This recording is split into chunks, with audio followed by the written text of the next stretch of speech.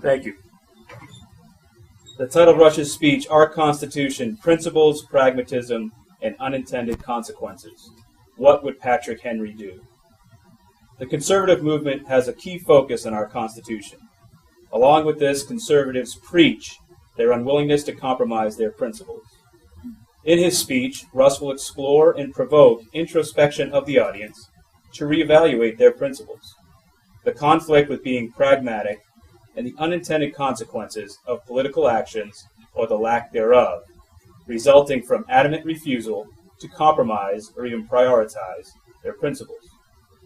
Of course, he'll have to include a little commentary on playing and winning the game of politics. Russ Farmer speaking on Our Constitution, Principles, Pragmatism, and Unintended Consequences. What would Patrick Henry do? Thank you, Russ.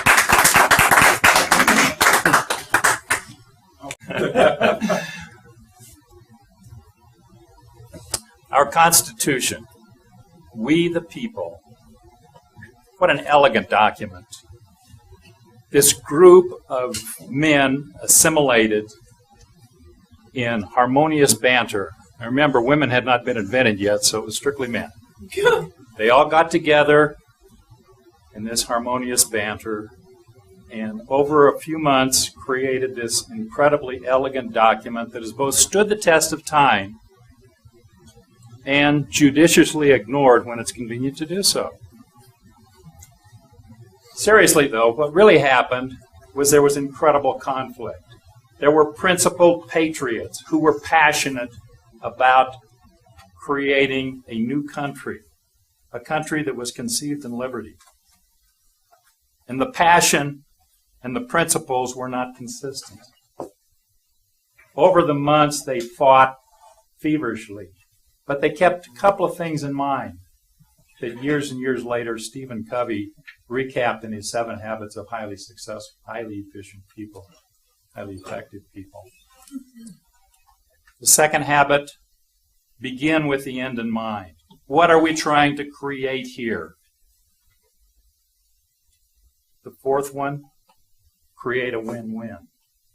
If we lose, what are going to be the unintended consequences of our failure to launch a country conceived in liberty? What are the unintended consequences, and what are the consequences?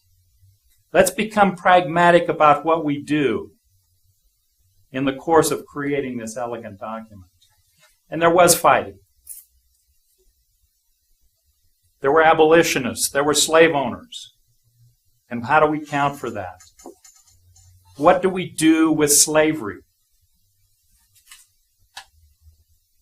They're property. They're our property. I bought that guy. I bought that person. And the abolitionists said, no, there's freedom and liberty for all people. And over time, they bantered back and forth. And then they started looking at how do we create representation here? And then we said, let's create representation based upon head count. And then all of a sudden the slave owner said, hey, they're close enough to humans. We get to count them. And the abolitionist said, no, you don't. You said they're property.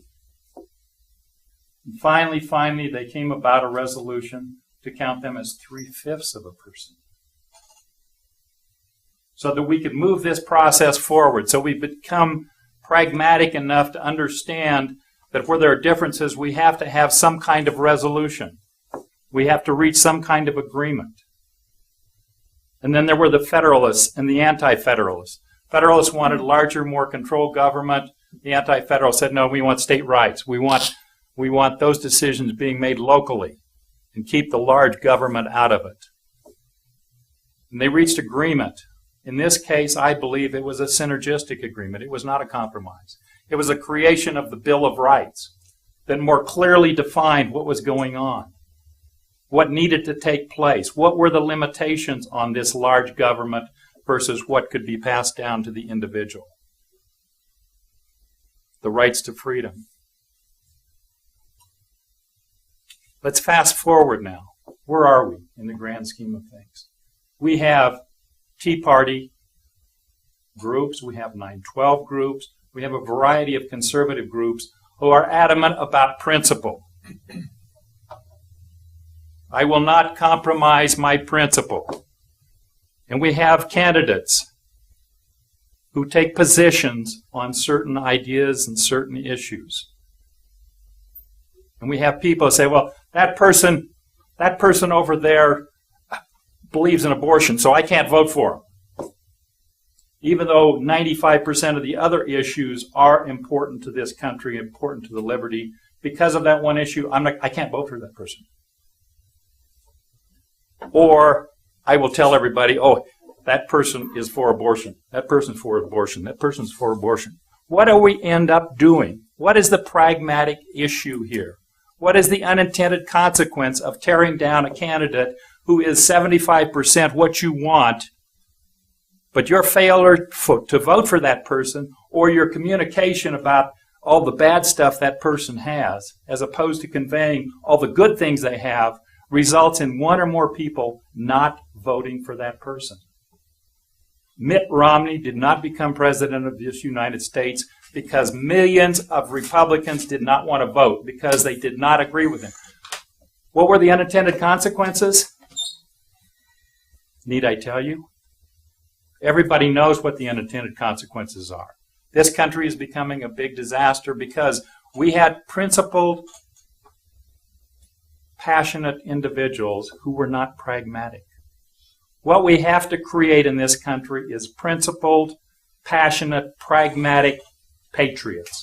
People who understand when it is time to prioritize the principles in a way that's going to move this country forward.